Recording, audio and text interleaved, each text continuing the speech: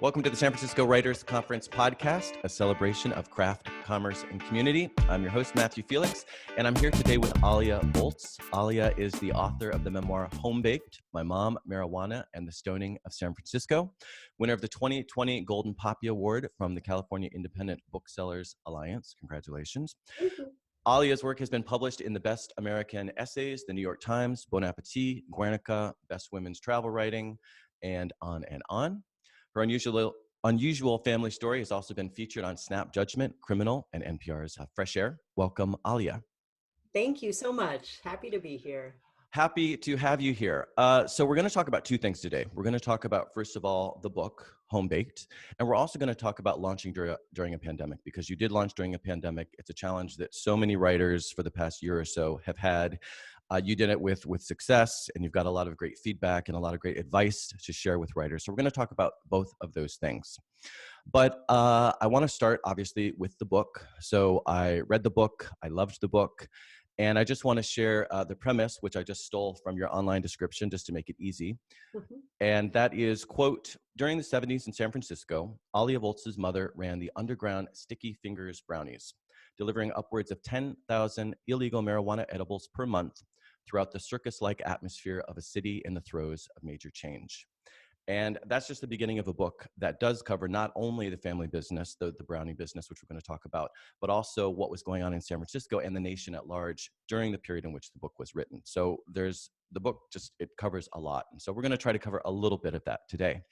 But let's start with a question that I'm sure you've already been asked a million times, but I think it's a good one, particularly for people who aren't already familiar with the book and with you. Why did you write it? That is the eternal question, isn't it? I'd grown up in this very eccentric, really vivid, unusual family. And I knew growing up that my family story was different from most people's. As I got older and I got interested in writing, I started looking more at the socio-political situation that kind of held up the world that I lived in and to which my folks were responding to. And I got a lot more interested in that.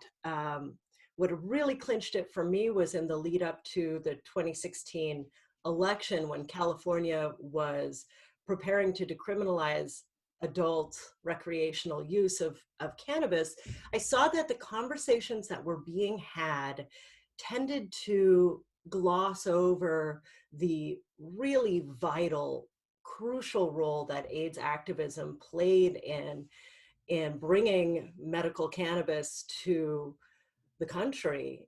And that happened around my folks. It involved my folks. It happened in San Francisco while I was growing up. And I felt that I held a piece of the puzzle that was being erased in a way. So when I first heard even about the concept of the book, I thought, well, this is a slam dunk. It must have been so easy for her to get a publishing deal. And I was reading some interviews with you in preparation for today's talk, and I found that wasn't necessarily the case. Yeah. So could you shed some light on that? It was a very long and circuitous road. Nothing about publishing is easy. First off, anyone who is looking to get into the world of professional writing needs to know it's very difficult and it takes a long time for most people. I had originally conceived of this book as an oral history. This is back in 2006, 2007. And so I did all of these wonderful interviews with not just my folks, but their entire community, as well as law enforcement and city officials and business owners, customers and growers, this kind of mosaic of San Francisco in the 70s. And this business had a way of touching all these different subcultures. The responses that I got from editors when we went on submission, there was an idea, or there was a conception that a story about cannabis, even medical cannabis, was only going to interest aging hippies, that it was a tiny little niche market, a small demographic. 10 years later, completely different response from the publishing world. All of a sudden, cannabis and cannabis has gone mainstream.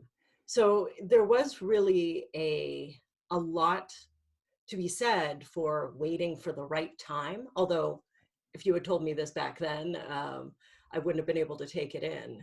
Right. Well, and I think that's really interesting because we hear often as authors not to write for the market. And Yeah. yet the market does know what it wants. So how would you kind of extrapolate from your own experience, if you could, with regards to advice you might have for other authors relative to timing, if any, because I know it's tricky.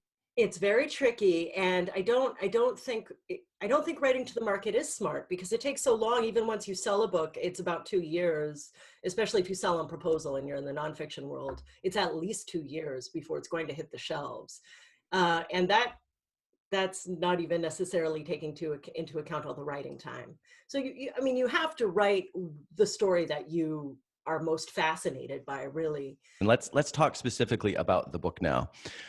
For me, kind of my perspective on the book is there are two sort of aspects to it. And of course, I'm oversimplifying dramatically, but there's the family side of things, your family's story, your mom's story, everyone involved in the brownie business. There's the kind of that side, but then there's all the historical and all the hot topics in society and in our nation, specifically in San Francisco, but nationwide as well, during the time in which the book takes place. Mhm. So let's start with sort of the personal side of things. In the interviews, like I said, I read some interviews. I listened to some of the interviews you did for the book prior to today. And there seemed to be this concern with almost all the interviewers. One of the first things they would say is, wasn't it traumatic? Weren't you endangered? Wasn't this, again, dangerous for you to grow up in this environment? And yet my impression, both from what I've heard you say and from the book itself, was that while we all have challenges in our childhood, more or less you had sort of a happy, healthy childhood in this environment, if I'm reading that correctly. More or less. Yeah, yeah. Of course, we all have trauma, and my family had some very difficult moments, and I lived through them. And yes, there was a certain amount of lurking danger in being a weed kid. And anyone who grew up in the weed world will know that feeling, that you're always carrying a secret and you have to protect your parents and that kind of a situation. But I really wanted to write against the trope of alternative parenting as a kind of abuse, that Right. I've seen it represented that way in a lot of memoirs, like your Glass Castle type of a situation, um, where the child of an alternative family comes out and is like, oh, my parents were so weird and it messed me up in all these ways. Um, and I really felt privileged to have grown up in an extended family that was creative, that was extremely loving. I was never neglected. Um, I was well educated. I was cared for. I mean, I got all the things a kid needs in that Right. sense. And I really love the peculiar kind of closeness and individuality that I got to experience. I don't think I'm alone in that. But in the memoir world, it's kind of natural for a memoir to grow out of trauma, right? The trauma provides the drama, and that makes for a good book. Right. Um, and in my case, I didn't have that, hot seat of trauma to sort through, that anger to sort through, but there was a larger societal trauma that I grew up in the middle of, specifically the AIDS crisis, and that kind of became the core of trauma. So I wrote more of a place of societal trauma than personal trauma, Right. and the personal story helps us navigate through it. But Right. really, my heart focus in this book was to explore the cultural revolutions that were going on at the time. It was my primary interest rather than the secondary interest. Right. So let's talk a little bit about your mom, about your parents, about both of your parents. Your mom, I mean, she's in the subtitle, so she's kind of the focus, but I mean, your dad is obviously a huge presence as well, as are other people who were involved with the business. But she ran the business together with your father and again the other people. She ran it more or less underground. I mean, more or less in the sense that people knew who she was, but she made a point of the entire business made a point of staying below the radar. And so I was curious, given, and even today, I believe towards the end of the book, you talk about how she's living a quote unquote sort of normal life, normal profile life outside of Palm Springs. So she's not someone who's talking about this in the media. Maybe now she is a little bit to help you with the book, but in general, she's living a life like so many others in that sense. So I'm curious, when you say I'm going to share your story with the entire world, this story that you deliberately kind of kept on the down low, at least while it was going on. What was her reaction, and did she have any concerns? Well, of course, there were concerns that we had to sort out. I needed to look into the legality of it, make sure the statute of limitations wasn't going to be a problem, make sure she wasn't going to have tax problems because of it, things like that. Mm. But I did all of that research, and that was fine. There was a concern because she's an art teacher and she works with at-risk kids. She has involved with nonprofits, and she's doing really wonderful work. And there was a concern that she might see some backlash around that. Fortunately, there really hasn't been much, I think, because the national feeling about cannabis, even among conservative communities at this point, people are very aware of the medicinal potential. And I think most folks are aware that the drug war, so to speak, was largely political and rhetorical. And we're going to talk about more about that. Yeah. Yeah. So, I mean, the perspective has changed around it. I think if it were like my mom was a heroin dealer, I think we might have a different situation. Very different book. Very different book. Yeah. Yeah. Yeah. And then you might have had a little more personal trauma to bring to the Yeah, story, I'm guessing. it's Um, possible. but, we talked a second ago about, or you mentioned in passing, I guess, a second ago, the overlap between AIDS and medicinal marijuana, and how as marijuana began to be used to help with AIDS, that was also instrumental in getting marijuana accepted, its medicinal properties. Well, your mom was at the forefront of that, or kind of in the middle of that. So did writing this book help her to realize her role? Because of course, I'm sure, or I would assume, while she's living it, she's not thinking, oh, I'm in the middle of something of this, great historical importance.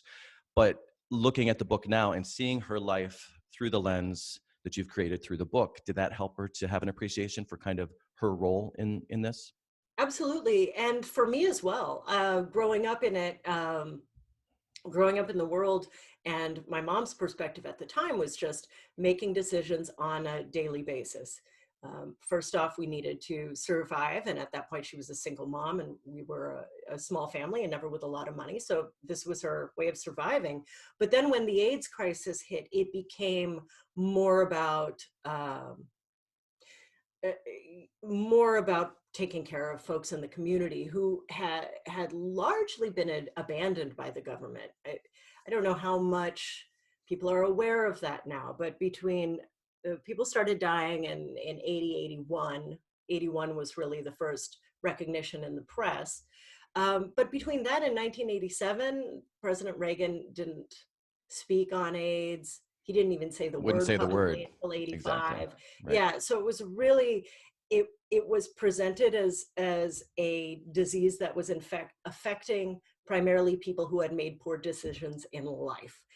There was a terrible stigma around it, and the victim was blamed, and the research moved very slowly. Here with coronavirus, we're looking at we have a vaccine after a year, and with HIV/AIDS, there was not even an effective treatment until 1996, which is 15 years.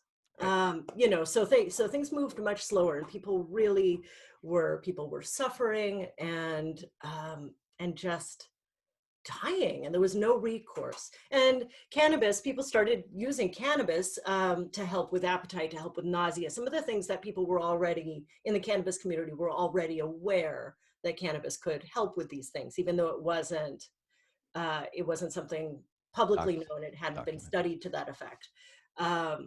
Well, in We'll smaller talk about that. Right. yeah, Exactly. Yeah. gonna get tangled. Yeah. But basically it was a very grassroots, pardon the pun, type of a situation where dealers kind of naturally became healers, because they were the resource for something that it wasn't going to cure AIDS. Everyone knew that, but it helped with some of the worst and most common symptoms. Right. And your mom helped to get it to them so that it could do that. Yeah. Yep. So much more we could talk about related to your mom, but let's move on to your dad, because like I said, he's also a very, very important figure in the book.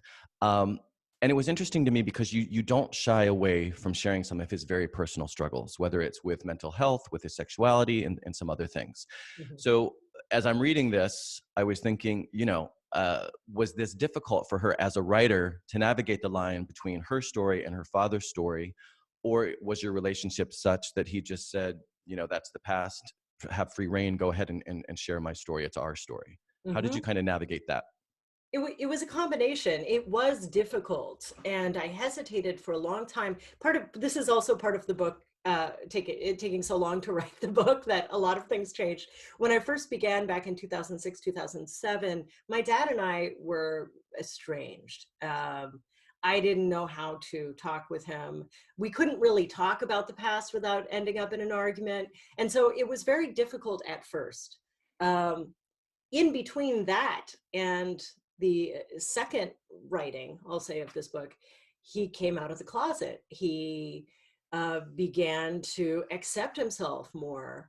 And it really changed his relationship to the past. And it made it possible for me to go into those places. He was able to kind of say, well, that was what I was going through at the time. I wouldn't behave that way now. And really confronted it with a lot of bravery, I thought. But having this book gave us a way to discuss topics that we couldn't talk about before, stripping personal interest out of it. So if I was asking him for his perspective on a sore spot, he knew that it wasn't so that I could argue with him about it or rub his face in it. It was so that I could get his perspective, so that I could represent his side. Right. And it healed us. It brought us together. We're now great friends. I love that. I mean, and it made me reflect, because there's, on page 126, you say you're going through some photos and you're doing some research with him, and you're revisiting some of these memories, some of which are difficult, some of which are hilarious. And you say, quote, "Later, I'll reflect on this night as the beginning of a new phase in our relationship." And so that made me think a little bit about, from a writer's perspective, of so often we start with a project, and you've already touched on this a little bit. We start with a project and we think it's this thing. We have this vision for it. And yet, once we embark upon the journey of creating this thing, it turns out that the thing is actually very different, and it opens doors we don't expect. So you didn't expect, when you started this book, it sounds like, to reconcile and have this intimacy with your father that you didn't have before you started the book, which could hardly be a more beautiful thing. And so I was wondering, were there any other sort of surprises or doors that opened as a result of writing this book that you hadn't necessarily intended or foreseen? Yeah, well, I think you asked me this question before, and I rambled and didn't answer it. I'm giving you a second chance. I don't remember. So yeah, go ahead. Well, in regards to my mom's role in the medical marijuana movement, she had never thought of herself as a pioneer. Right. They say she was just making decisions on a day-to-day basis. How do I help my community and protect my family? And it wasn't until I really went deep into the research of how the medical marijuana movement evolved and who she was working with, that I realized there really had not been a cannabis edibles business of this size, of this scale, at least not in California, before Sticky Fingers Brownies. So that, to begin with, was revolutionary. It was a delivery service, which was also revolutionary. And this is now just, part of Take it for granted almost, right? Yeah, right. But they were really pioneers in that. And then during the AIDS crisis, of course, that was what completely changed the American relationship to this substance. And she was very much a part of that, even though she was not a public face. Right. But she did the work of getting the medicine into bodies using her revolutionary distribution channels. So realizing that was wonderful. Like, I thought I was telling this family story, and it all of a sudden I realized this is a huge cultural story. Right. That's very much outside of that. And I was able to show her that as well, which, she had never thought of it in that way. One thing that was really fun about the book, there's a lot that's fun about the book, like I said, and there's some really hilarious moments. But one thing that I really liked from the get-go was just the thread of the occult throughout. Mm. Your mom read the tarot or reads the tarot. I don't know if she still does. And the I Ching plays a really big role throughout the book. Meanwhile, your dad was an ordained minister of some, I forget the name off the top of my head, a psychic institute in Berkeley, and reads auras or read auras and all of that kind of stuff. So that thread goes throughout the book. Can you tell us just a little bit more about kind of your mom's involvement in the occult and the relevance to the story, and your dad's as well? And I know there's so much there, but just kind of to give people a sense. Sure. Well, my folks both say still to this day that the I Ching, um, it was the silent partner in Sticky Fingers Brownies from the beginning until the end. And the I Ching, for anyone who doesn't know, it's an ancient Chinese oracle. It's a divination method. So you throw coins, or you can use yarrow sticks, and it leads you to um, passages in the book of changes that will give you some sort of answer about what you're asking. So they consulted the I Ching about every single phase of the business, whether to go out on a certain day, who to work with, when it opened, when it closed. Uh, these were life and death decisions that they were making by essentially flipping coins. Looking back at it and seeing how much faith, how much trust they placed in this oracle is a little dizzying. I wouldn't put quite that much stake in the toss of a coin, but it worked for them. They actually never did get busted. It seemed to pan out. And I've actually had a couple of readers say that it made them want to go out and get a copy of the I Ching. And uh, I don't know if Well, that's really a good way to make decisions. well, here's my follow-up question to that is, we can talk about it as it's kind of flipping a coin, but to me it appeared as if, again, tell me if I'm right or wrong here, but to me it appeared as if you approached the subject of the occult, the I Ching, the really mostly the I Ching, and I guess that was the main thing, but the other Mhm. variations on the occult as well, sort of from a neutral stance, in the sense that you didn't seem to be taking it lightheartedly or sort of mocking it, or Right, not taking it seriously, while at the same time I didn't feel as if you were either buying into it completely right, either. right. And so I was just curious, was that intentional? Because at the Mhm. same by the same token, so many of the decisions that they took because of the I Ching were very timely, to the point Right. where it seems kind of questionable to doubt. I mean, we have to doubt because we can't prove it by reason, but it seems like there might have been some legitimacy. Never Yeah. mind examples such as Barb having dreams that were clearly premonitions that Mhm. indisputably proved to be true. So some of this stuff seems pretty legit, even though we can't necessarily prove it. So I was just Right. wondering, going back to my question about your sort of neutrality related to that, if I was interpreting that correctly. Yeah, yes, you were, and it was a sort of a difficult line to find. There were some balances that were tough to settle on. Took me a long time, and that's one of them, because I very specifically did not want to mock my parents' beliefs, even if I don't exactly share them. And I wanted, you will notice this book is written in a lot of ways like a novel. I wanted the experience to feel immersive. I didn't want to be too interruptive as a narrator. And I certainly didn't want to write a dry history, even though it is heavily driven by research. So I wanted the experience to feel immersive. And in order to do that, I needed to honor and respect the magic that the main characters believed in. It was real to them. And Right. so in the world of the book, it needs to be real. At the same time, I also need to respect my skepticism, and so it was a balancing act of, it seems to be working, but it's a little crazy. Okay, well, let's switch gears again. So much more we could talk about relative to the family and to the business Mhm. itself and all of that. But let's talk about some of the historical, some of the topics, the social issues that are addressed throughout the story. And I want to start by asking, you said in an SF Chronicle Datebook interview that you wrote the book partly, quote, as a debt of remembrance. And Mhm. so we're going to talk about some of the specific, again, issues and events that are remembered in the book. But what does that mean to you, sort of at a high level, a debt of remembrance in this context?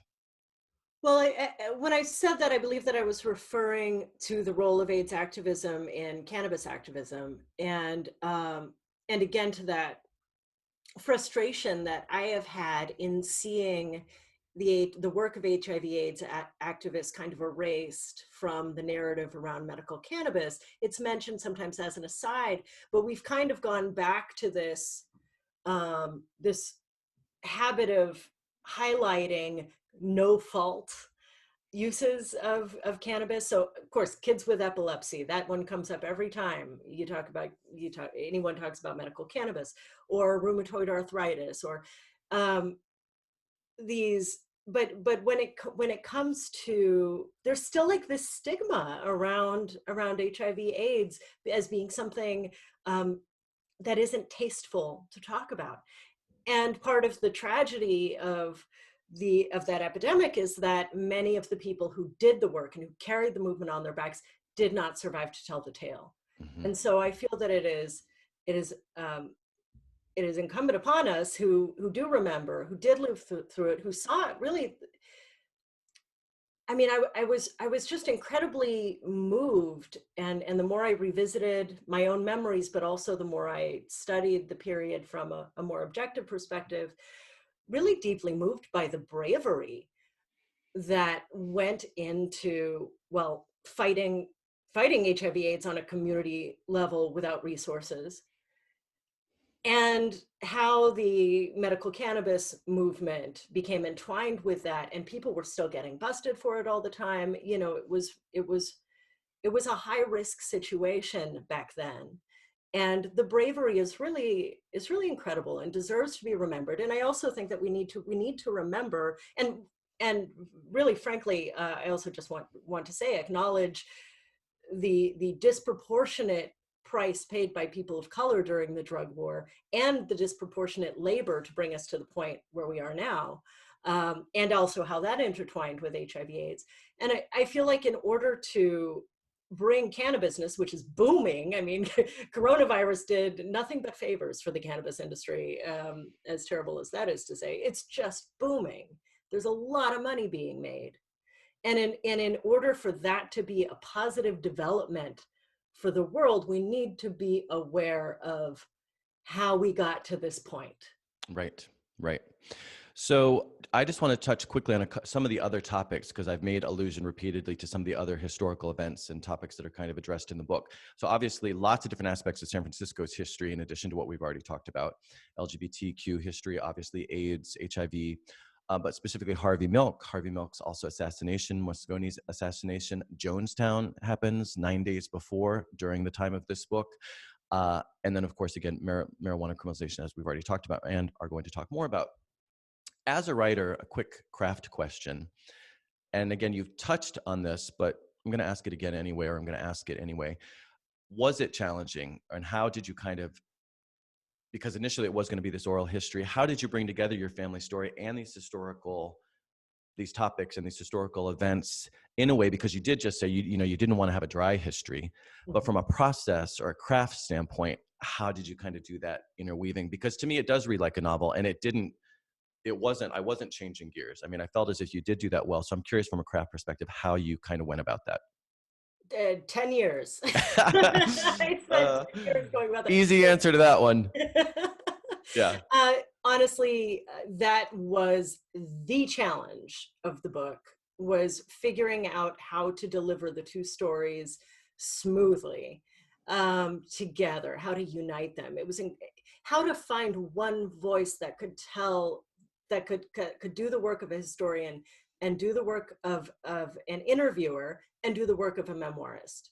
So there were really three different voices, and there were times when you felt that switch. And Yep. so it took a lot of time. I ended up coming up with a rule for myself that I could only talk about a sociopolitical or historical event, scene, whatever, subculture, whatever, if there was a direct connection to Sticky Fingers Brownies, and or a first person interview that would give me a fresh perspective. So, and you would not believe what ended up on the cutting room floor. I mean, I had some great stories, but they didn't follow those rules, and that rule ended up holding the book together. So we've talked about marijuana. I want to talk about some of the socio-political and some of the topics now that we haven't necessarily talked on, because we've talked about marijuana as it relates to medicinally to HIV/AIDS. We've kind of focused on that, but there's a lot here just about criminalization in general. Yeah. And some of it I knew, some of it was new to me, some of it I was reminded of again. And this is when I've said to you, one of the reasons I think the book is important is because this is also stuff that we need to remember as a society for lots of different reasons. But in the just starting off in the prologue, you say, quote, and this I knew, but I think a surprising number of people don't. Quote, the federal government still classifies marijuana as a Schedule I narcotic, more tightly controlled than cocaine or pharmaceutical opioids. So what's the science behind that? What's the science What's behind? the science behind the Schedule I narcotic classification? Oh, there is none. Exactly. It's not scientific at all. Marijuana prohibition has never been based on science and medicine, and generally speaking, and this goes back to the very beginnings of cannabis prohibition really in the teens, and then when it really hit in the 30s, that doctors have always spoken out in opposition to medical cannabis, and there have been at various times in our political history, they have then been threatened with revocation of their license or their ability to prescribe, or in some other way being blackballed by politicians. So cannabis prohibition has always, from the beginning, been rooted in racism and politics. Mm-hmm. It is a political tool that was wielded very effectively by successive administrations. Nixon really built his career on it, on criminalization of cannabis and heroin as well. This is not an opinion. This is fact, and the research really bears out on that. And speaking of research, not only is there not scientific evidence supporting that it's dangerous, but the government, and this is another thing that I think is really important, the government knew about the benefits. Yeah. So not only did they know it wasn't actually dangerous, they knew about the benefits, including Nixon, including Bush, including they knew about Clinton and Obama, quite frankly. I mean, including across the board, they knew about the benefits, but still suppressed them largely. Mm-hmm. So additional thoughts on that. Yes, the fact that it has medicinal uses is something that has been known and acknowledged within the medical community. When Nixon launched his war on drugs, there was a blue ribbon commission that he put together. These were his cronies to do it. A comprehensive study over a period of a couple of years to determine what the harms were. It was always looking for the harms. The Schaefer report ended up not finding risks of great concern, and instead finding that and reporting that cannabis seemed to have a great deal of medicinal potential that should be studied further. Nixon suppressed this. Cannabis was put in Schedule I classification while this report was being conducted. It was supposed to be a stopgap measure. And when the Schaefer report came out, Nixon was infuriated, and cannabis ended up remaining with a Schedule I classification that it had never earned. Till this day, yeah. It still has to this day. Right. Let's talk a little bit more about LGBTQ plus history.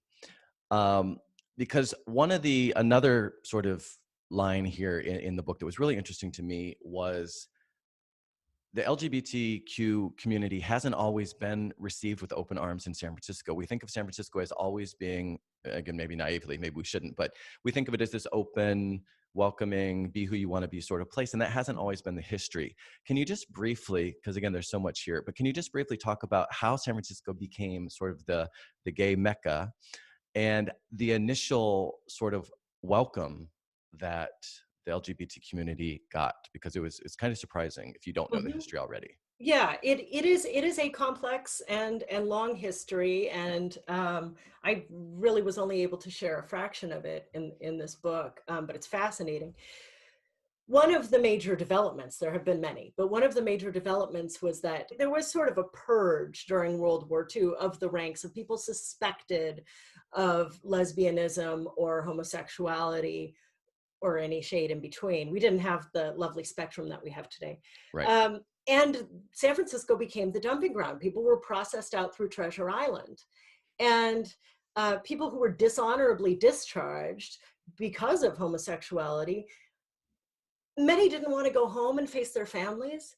And it was easier to start a new life in the city. And so it was there was this early community created by that really had nothing else to lose and nowhere else to go. And that became sort of the start of gay and lesbian activism in San Francisco, which evolved. And there have been some, we had the first openly gay candidate as a city official, Jose Sarria. He did not win, but he showed well. And that was in 1961. Mm-hmm. So that was very early. And then through the early 70s, Harvey Milk started running in 73. I believe he ran 3 times before he was elected, but he became a focal point. He wasn't, as he's sometimes described, as the first openly gay elected official in the country. That's not true, but he was one of the first, and he was certainly the most visible. And he became an icon nationally. And so people just came from all over the country for it. Of course, also the whole hippie phenomenon, the Summer of Love and all of that gave it opened doors for people to experiment. There was an era of more permissiveness, so that was part of it as well. There was also a lot of pushback. Oh yeah. Well, San Francisco was a blue collar conservative town, and we don't remember that. Right. But there was quite a lot of persecution in the 50s and 60s, especially from blue-collar San Franciscans who did not want to see their city overrun by radicals and perverts and all of that kind of language. And so people were arrested, people were outed in the newspapers, had their lives really destroyed. And also, I think that in remembering the time of Harvey Milk, we think of the 70s as being such a permissive time here, and this was where you came if you wanted to be out and gay, and that was true. But there was also quite a lot of violence against LGBTQ people. There were murders, and there was a lot of violence at the hands of the police. And so the more you look into that, and look into how the activism fomented and really how hard people fought during the 70s for that, there's so much resonance with what we're going through today that it's inspiring. It's inspiring to see that we can come to the other side of that. And although there are a lot of problems still, and we're still having these battles, so as a society, we're definitely at a different place Right. With respect to LGBTQ rights than we were then. And those fights, the marches, the protests, the riot of 79, also schooled this community so that when the AIDS epidemic hit and the LGBTQ community found themselves the hardest hit by the plague, and unable to get, government support, et cetera, yada, yada, yada. They were already politically awake, politically aware, savvy about protesting and organizing. Right. And that became a big part of the movement. Right.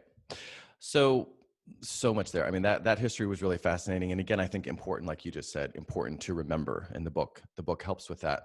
I want to jump forward, still talking about San Francisco, but I want to jump forward in time and talk a little bit more about place and identity, specifically related to you and your own identity, because there are a couple quotes here that I loved that I thought were really telling also.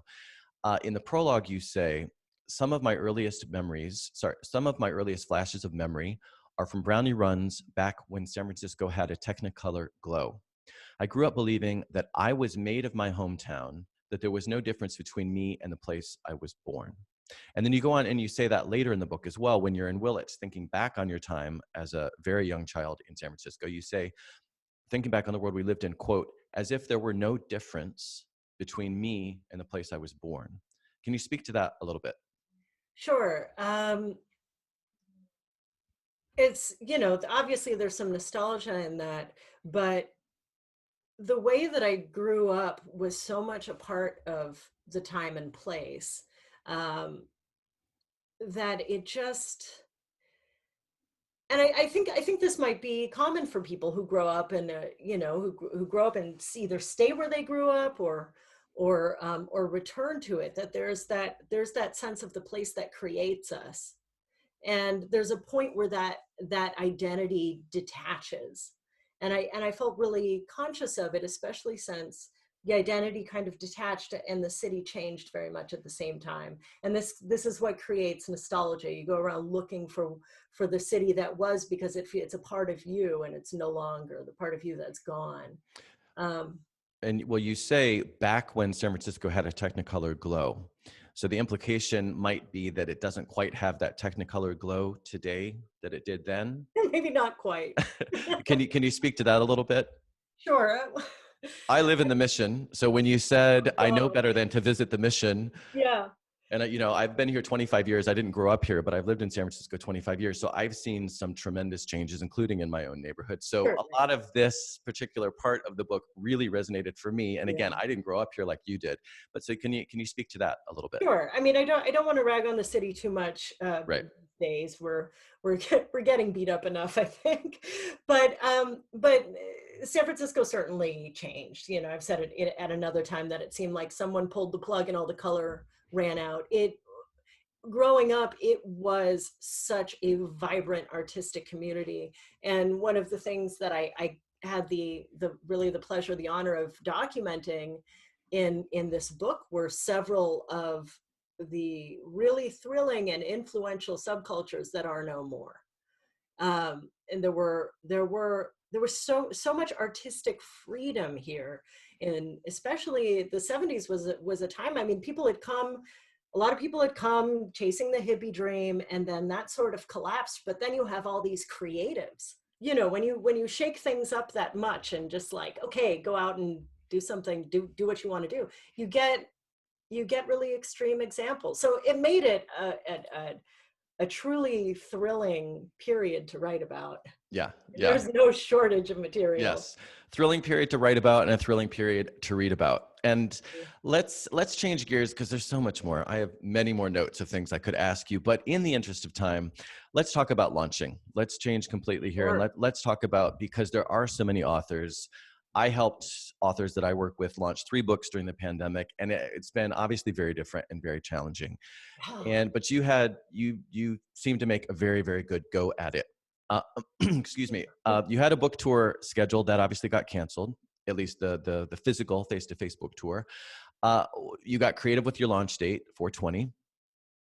Just tell us briefly about the actual launch party, and then we'll talk about some of the overall approach sorts of things. Sure. I had planned, I was going to throw such a party. Yeah, I had room for 300. I had the Sylvester impersonator. I had live Oh my music. God. I Yeah. had Liquid was sponsoring, and I had food and wine sponsors, and all these folks who had participated in the book, because I interviewed over 60 people for this book, and they're all elders, and I had a whole bunch of people coming from all over the country to reunite with their old friends. Mm, And I mean, I wanted to do it as a thank you, really, to the city that birthed this book, yep. because it was a group effort. It was a whole community effort. So that was all canceled on the same day that my tour was canceled, and Mm, which was devastating. But then it was like, well, now what? So I we ended up doing a bake-in, which was pretty cute, um, where we encouraged people to bake brownies of any kind, on that they didn't have to be psychedelic brownies, and there was a contest, and a lot of folks participated in that. That was fun. I did a video tutorial on making Sticky Fingers brownies. That was cute. the recipe is on your website, by the way, for people who are interested, Recipes. aliavolz.com. Thank you. I'm sorry, I shouldn't talk over you when you're saying that. That's okay. I think my voice was louder. It's all right. So that was fun. And then because of what had happened, so my launch date was 4/20, which we'd settled on a long time before. I mean, it was just duh, stoner joke, might as well. Um, Duh. yeah, which was a month into lockdown. Exactly. So everything had to be recalibrated. You know, pieces that I was going to run, excerpts and companion essays that were supposed to run got killed. The news cycle became impossible. It was all coronavirus all the time for a while there, and it just required a complete recalibration of what the launch experience would be.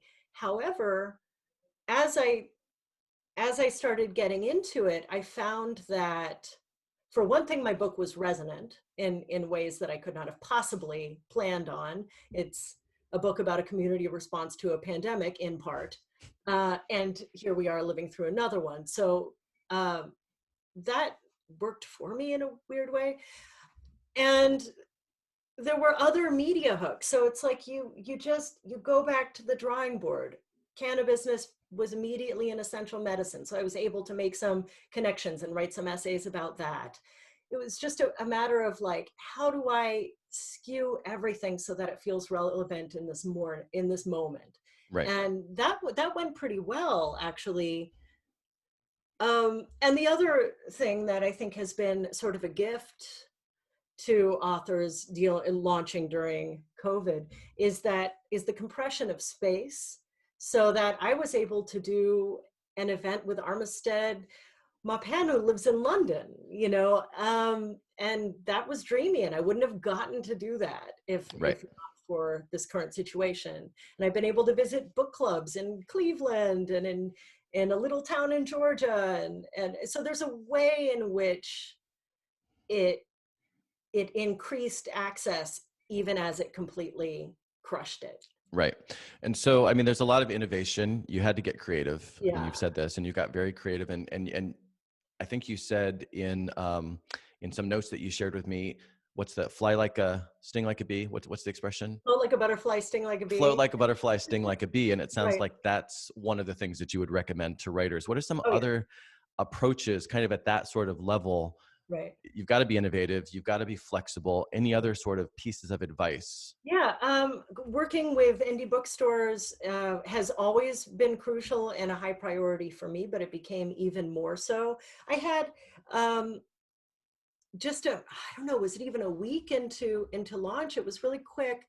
A tiny indie bookstore here in San Francisco, um, Green Arcade is. Yep. On Market Street. Yep. Yeah, yeah. Small indie bookstore. The owner emailed and said, "Hey, I have a box of your books.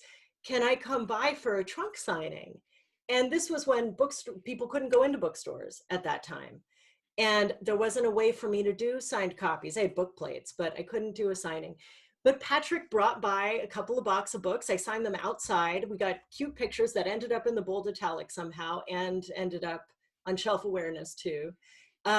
But for a while, he was the only person who had signed copies of Home Baked, and they sold well for him. And he came back a few different times. That close relationship with indies, and then Green Apple has had my back very tightly Right. the rest of the time. And meanwhile, Amazon was delaying shipment of books, Oh yes. Yes, they were. but you could get them from indies. And Yeah. so strong advice to authors is to not push Amazon, because indie booksellers see that. They see when you're not supporting them. Right. And they see who does. Hmm. Hmm. And to pair up with an indie to do signed copies, to be your store that you work with. Right. So I have a question related to that. So yeah, aligning yourself with an indie or indies is great advice. But also, so kind of an extension of that is one of the things we would normally be doing, and this is how we started this segment of our conversation, is we would normally be doing book tours. Yeah. And so, of course, we want to try to do some virtual book tours. We want to still do that to the extent that we can. However, and a lot of that is with indies. Yeah. I have had a lot of challenges, however, even with my authors who had already done events for their previous books in certain Yeah. stores.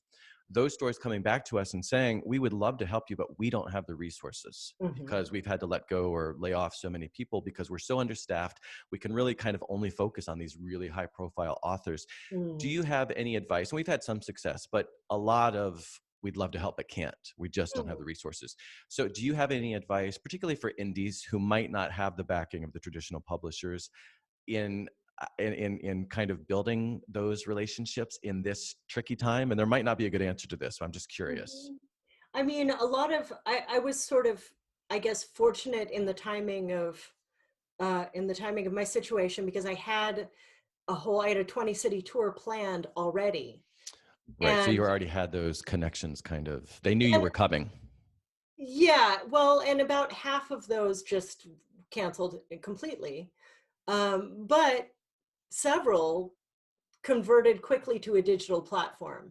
And so I actually was able to still work with Square Books and in Oxford, Mississippi. I didn't get to go to Oxford, but I got to do something, you know. So those relationships were already there. But again, just being really visible about your loyalty and commitment to your indies is huge. And I've talked with indie booksellers also about what they want to see, you know, and Hmm. that's a big part of it. And what is Uh, that? What do they want to see? well, they want to see that they're working with somebody who's going to do their own PR because they Right. are understaffed, and Right. some authors just come in and expect a full room. You know, you have to promote. Yes. You're going to do your own PR, and that your PR is going to focus on supporting and promoting the bookstore. That you're not going to, hey, look, look at my Amazon numbers, or it's hard as an indie author or as an author of any kind. You want to support your book in every way you can, but it is now that everything is on social media, everything we're doing to support our book is on social media. It's important to present a steady, I almost want A to say message. philosophy. Yeah. Yeah. That your message be indie focused. I mean, that's my belief, and I've gotten so much support in return Right. for that. Right. Something else you mentioned just a second ago that was already on my list anyway, because it is such a key pillar, regardless of whether we're living in a pandemic or not, are book clubs. Because so much, the biggest thing still is word of mouth, I think, right? Yeah. Insofar as actually selling your book, you want people talking about your book. So we do all these other things to get people talking about. Book clubs are one of the main ways that happens. Do you find book clubs mostly, again, through word of mouth and just Yeah. kind of they pop up? Because there's not like, I keep looking for like a national database, Oh, just give me the list, right? I know. Yeah. I wish I had this resource, and if I did, I would share it. I Yeah. so wish I had this resource. I have done a lot of book clubs, and I mean, I don't always know how they find me. Yeah. But But they mostly come to you. yeah, They hear about you and mostly come to you. yeah, I make it very clear on my website that I am available to do author appearances at book clubs. I make that very, and that I enjoy doing it, and I also just, when I do a book club, post about it on social media, along with a reminder that if you want me to come to your book club, just ask. I think that people who run book clubs have started to realize that authors are bored at home and will come to but a lot of the book clubs I visited had never had an author come before. Hmm. And part of this is the Zoom world, because I can go to a small town in Georgia without going. And you can do it last minute, and it makes these things really easy. So I try to be easy to find. I try to be accessible. If someone expresses interest in my book, puts love for it on Instagram or whatever, I might tell them that I'm available for book clubs, and then maybe they'll get some of their friends together. Right, right. Because they might not have known, to your point, they might not have known. It might not have just occurred to them, Yeah. oh, she'll come talk to us. Yeah, a lot of people don't think of that. Right, right. And in reality, and I always, when I talk to book clubs, I always suggest that they reach out to more authors, because we don't have a way to connect with readers on a one-to-one basis, on a personal basis right now. So this is it. Right. This is it. Yeah. question about, once again, I think you sort of touched on this, but I think it's a really important point that so many authors don't realize. So I'd really like to underscore it. A lot of authors I work with, they say, well, let's do a press release and let the press know that I have a new book. Well, the press may or may not care that you have a new book, but the way they're going to care, and okay, they don't care. Let's just say it. The press doesn't care in and of itself, just the news that you have a new book out, because there were 10,000 other books that came out today, or 100, who even knows how many have come out since we started this interview. Yeah. But the point is, I think, and I think you touched on this, is coming up with an angle. So my book is coming out and it's related to a story. So you got really lucky in the sense that, again, insofar as it's lucky to be launching during a pandemic, that angle was fortuitous for you because your book is about a pandemic and we're a form of a pandemic. So can you speak just a little bit about the need, and it may or may not be relative to the press, but I think that's the easiest example of when you're putting your book out there, of latching on to what's going on in the news, in society, and how that makes it so much more, the point so much more salient and gets people's attention better. Yeah, it's everything. It is 100% crucial to think, whether you're a novelist or a nonfiction writer or even a poet, to think about how your material relates to current events, and keeping a list. It's a good idea, I think, to keep a list as you go along, because you need to start trying to place essays 4 or 5 months, 6 months early, earlier than that even, for some publications.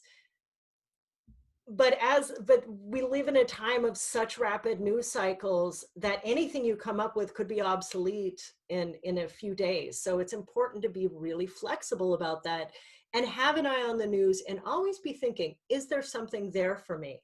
It doesn't have to be a huge connection, but it really helps to have something resonant, because the editors of whatever the publication is are looking for things that are resonant with current events. Right. So, and you know, help them help you. Help them help you. It is so much work to get the word out. It is so much work. That's what I tell anyone who wants to do this. It's like, okay, but you know, I had an author that I was working with, and she said, well, and coronavirus hit, and we were supposed to launch right before coronavirus, or right when it was starting. And she said, well, let's just launch now. And she was completely new, first book, you know, indie author. Let's just publish the book now and let interest grow. And I said, that is not how this works. Unfortunately, interest is probably not going to, unless Oprah picks up your book, interest is not going to organically grow. You've really got to work at it. And she has worked at it now. But it's just interesting because we think we spend 10 years working on a book in our room and we just assume the world's waiting for it. And unfortunately, the world isn't necessarily waiting for it. So we've got to help the world to find it. Well, and even if they are waiting for it, they don't know it. Right. Well, that's true too. Yeah, they may be waiting for it. They just don't know it yet, and we got to help them know it. It can be the most earth-shatteringly beautiful book, you know, written in 100 years. But how is anybody going to find it? And it's really an awkward position for an author because we tend to be introverts in general, and to finish a book, you have to spend years in isolation, you know. And you have to so quickly pivot from this really introspective, isolated work to being a public face. And it's very hard for some people. It's very hard for all of us, but it's extremely hard for some personality types to do that. And yet, if you don't do it, nobody will. Exactly. I have one really specific question related to publicity. You were on, or Home Baked, you and Home Baked were on a lot of lists, and we love lists, right? Lists are everywhere. Every day there's a new list on LitHub, or never mind on Twitter. I mean, just everywhere there's a list. You were on Entertainment Weekly's list, Lambda Literary's list, Reader's Digest, She Reads, Alma's favorite books for spring. Can you tell us do you just kind of submit to those lists? Did your publicist in-house already have those connections? How did that come about? Or do they just find your book? I have no idea. You have no idea. Interesting. Okay. And it's funny because I don't feel like I was on a lot of lists. I think we notice what we're not on. Right. So there were so many lists I was not on. Okay. Well, I would be very happy with the list you were on. Okay. If you want to trade out and put my book on some of those lists instead of yours, Have Um, at it. some of that was surely my publicist working behind the scenes. You know, when you have an in-house publicist, they tend to not tell you things unless it lands. Right. So there's still a lot of mystery about what actually happens. And I know she was hustling. Some of those I know for a fact evolved out of online writing communities. Mm-hmm. So there there are some online writing spaces for women and non-binary people that you have to kind of be invited into, but they're big communities, very active communities. There's also there was a community called the 2020 debuts, and now I know they're doing a 2021 debut group as well. And these are authors launching their first book of any kind during this year. And that was I think it just came about during the pandemic. I don't think that existed before. Um, so looking for spaces like that. There's Mm-hmm. also a lot of online book clubs. There's the 2020 quarantine book club, I think it's called. They did home baked, and that was there was a lot of engagement around that. But these groups of other authors who are in a similar situation to yourself, it's incredibly helpful, both in that it's supportive and, you know, makes us feel less alone, but also in the sharing of resources. Mm-hmm. And people, some of those, some of the lists and some of the press that I got came out of connections built there, where, you know, someone goes to the group and says, I'm writing a list, what are some books I should be looking at? And then they Interesting. consider among options, or cull from it silently, even without posting. Yep. I But I love don't that. know how this Yeah. stuff all kind of. Yeah, no, but that's really interesting. And part of a lot of what we've just talked about has to do with, you know, you said if it's coming for you or get from you organically through your community. Well, let's say I'm a writer who's just getting started, because I always also try to think of the indies.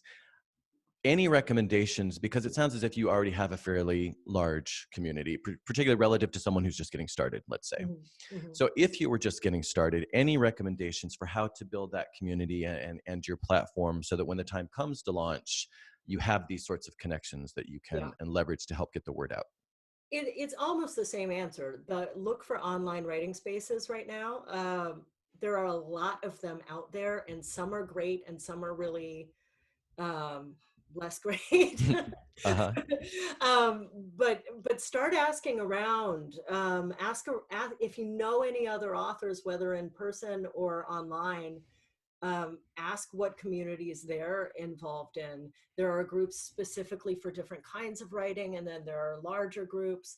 And uh, I think one of the things, I can't overstress this, is building community by supporting other authors. And this is something that you can do no matter how far out from publication you are. Start to do that.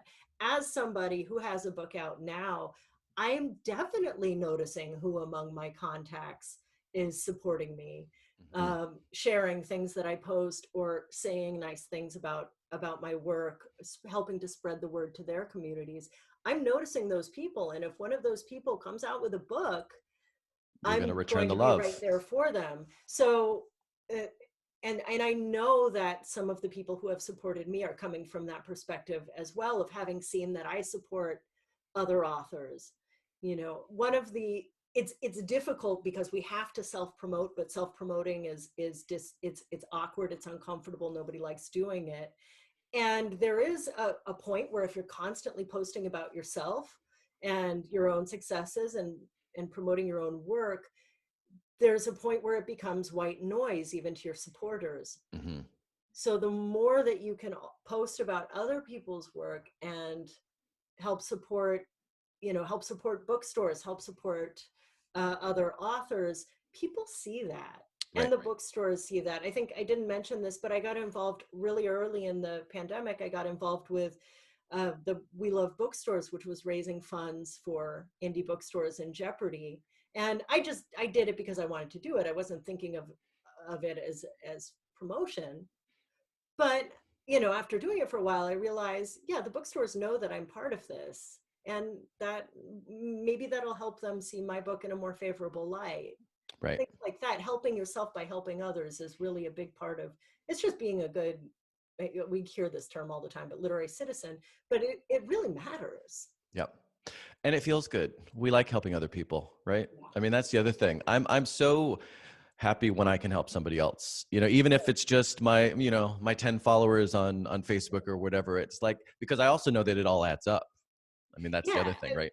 not everybody thinks of it though. Right. It comes more naturally to some people than others. Some people have to deliberately remind themselves to be nice. Right. Right. Just being nice. What was I supposed to do today? Oh shit, I was supposed to be nice today. Yeah, is it too late? What time is it? Yeah. Yeah.